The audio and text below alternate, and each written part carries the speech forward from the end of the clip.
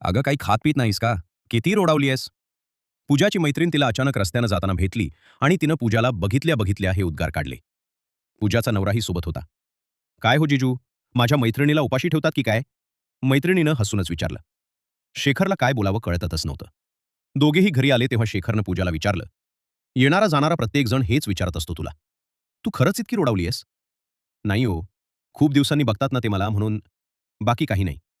मी दिवसभर ऑफिसमध्ये असतो. तू वेळेवर आणि पोटभर जेवतेस ना? नाश्ता करतेस ना?" हे ऐकल्यावर मात्र पूजाला भरून आलं. तिला बोलताही येईना. "काय गं, काय झालं?" "काही नाही." पूजाचं एकंदरीत वागणं बघून शेखरला कळलं की काहीतरी बिनसलंय. हिचं कृश्य होणं यामागे काहीतरी कारण आहे. पूजा ही नीट सांगत नव्हती. मग शेवटी त्यानंच छडा लावायचा ठरवला. घरात पूजाचे सासू-सासरे आणि शेखर एवढीच माणसं. त्यामुळे रोज वेळेवर नाश्ता आणि स्वयंपाक होतच असे.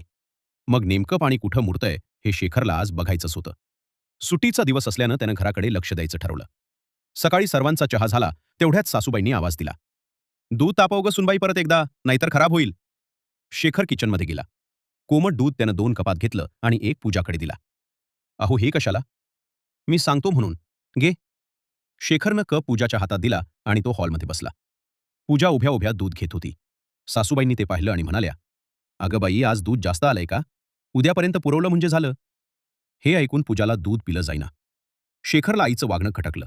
तो म्हणाला, "काय गं आई, दूध पुरत नाही का? जास्तीचं घ्यायचं का?" "नाही हो, असं काहीही म्हणत नाही मी. लगेच आला विचारायला. जसं मी यांना खायला प्यायला मनाई करते." शेखर घरी नसताना आई असं वागत असेल याचा त्याला अंदाजही नव्हता. सकाळचे 11 वाजत आले आणि पूजानं सासूबाईंना विचारलं,